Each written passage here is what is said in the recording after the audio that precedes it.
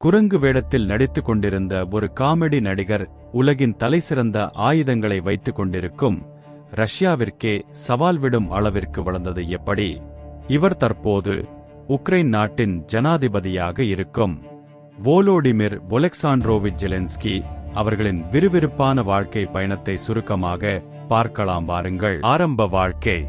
ஜனவரி 25, 1978 ஆண்டு கிரிவி ரிஸ் என்ற ஊரில் பிறந்தார். இது அப்போதைய சோவியத் ஒன்றியத்தில் ஒரு பகுதியாக இருந்தது. தற்போது உக்ரைன் நாடாக உள்ளது. இவர் குடும்பம் யூத வம்சாவழியைச் சேர்ந்தது. இவரது தந்தை பெயர் ஓலெக்சாண்டர் செலென்ஸ்கி. இவர் கணினி அறிவியல் பேராசிரியர் மற்றும் தாயார் ரிம்மா செலென்ஸ்கி ஒரு பொறியாளராக அரசாங்கத் துறையில் வேலை பார்த்தவர். செலென்ஸ்கி நேஷனல் எகானமிக்ஸ் யூனிவர்சிட்டியில் சட்டம் படித்தார். ஆனால் வழக்கறிஞராக பணி செய்யவில்லை. அவருக்கு நகைச்சுவை, கலை, நடிப்பு மீது மிகுந்த ஆர்வம் இருந்தது.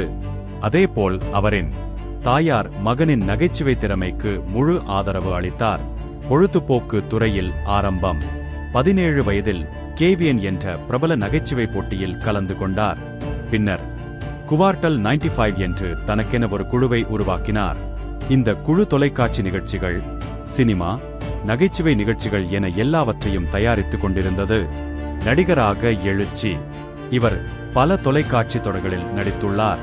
பிரபல தனியார் தொலைக்காட்சியில் 2015 ஆண்டு அவர் நடித்த சர்வன்ட் ஆஃப் த பீப்பிள் என்ற டிவி தொடரால் மிகவும் பிரபலமானார். இதில் அவர் ஒரு சாதாரண பள்ளி ஆசிரியர் கதாபாத்திரத்தில் நடிக்கிறார். அதில் அரசியல் மற்றும் ஊழலை எதிர்த்து பேசி உக்ரைன் ஜனாதிபதியாக மாறுவது போல் காட்சி அமைக்கப்பட்டுள்ளது. இதில் வியக்க வைக்கும் விஷயம் என்னவென்றால், சில வருடங்களுக்கு பிறகு அதே கதை நிஜமாகியும் விட்டது. அரசியல் நுழைவு. 2018 ஆண்டு தனது டிவி தொடரின் பெயரிலேயே ஒரு அரசியல் கட்சி தொடங்கினார். அதன் பெயரும் servant of the people party. கட்சி ஆரம்பித்த காலகட்டத்தில் உக்ரைன் மக்கள் ஊழலை வெறுத்திருந்ததால் அவரை நேர்மையான மற்றும் புதிய முகமாக பார்த்தனர். நாட்டின் ஜனாதிபதி. 2019 ஆண்டு நடந்த தேர்தலில் செலென்ஸ்கி அப்போதைய ஜனாதிபதி பெட்ரோ போரோஷென்கோவை மாபெரும் வாக்கு வித்தியாசத்தில் தோற்கடித்து வெற்றி பெற்றார். அப்போது அவருக்கு வெறும் 41 வயதே ஆகியிருந்தது. உக்ரைனின் மிக இளைய ஜனாதிபதி இவர்தான். ரஷ்யாவிலும் பிரபலமானவர். உக்ரைன் ரஷ்யா போர் ஆரம்பிக்கும் முன் அவர் நடித்த தொலைக்காட்சி தொடர்கள் ரஷ்யாவில் மிகவும் அதிகமாக கொண்டாடப்பட்டது. ரஷ்ய மக்களுக்கும் அவர் பிடித்த நகைச்சுவையாளராக இருந்துள்ளார். பின்னர் அதே ரஷ்யாவே அவரின் நாட்டை தாக்கியது.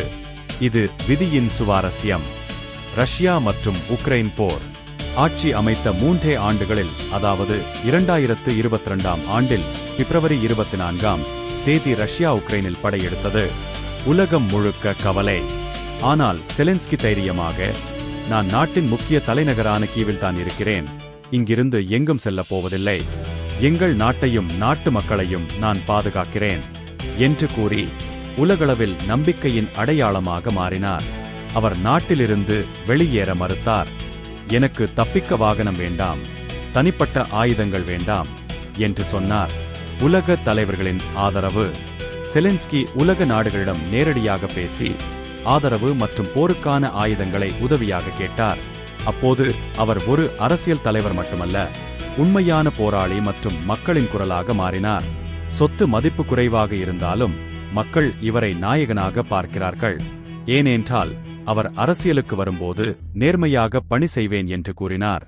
அதேபோல் இன்று வரை எந்த விதமான பெரிய சொத்துக்களும், அடுக்குமாடி பங்களாக்களும், தனி விமானம் என எதுவும் வாங்கவில்லை. மக்கள் இதற்காகவே அவரை இன்று வரை நம்புகிறார்கள். தற்போதைய நிலை. அதாவது இன்று ரஷ்யா மற்றும் உக்ரைன் போர் இன்னும் தொடர்கிறது. ஆனால் உக்ரைன் இன்னும் தைரியமாக நிற்கிறது. இதே செலென்ஸ்கி இன்னும் ஜனாதிபதியாக இருக்கிறார். நாட்டை மீண்டும் கட்டி எழுப்பவும் போரின் முடிவுக்காகவும் முயற்சி செய்கிறார்.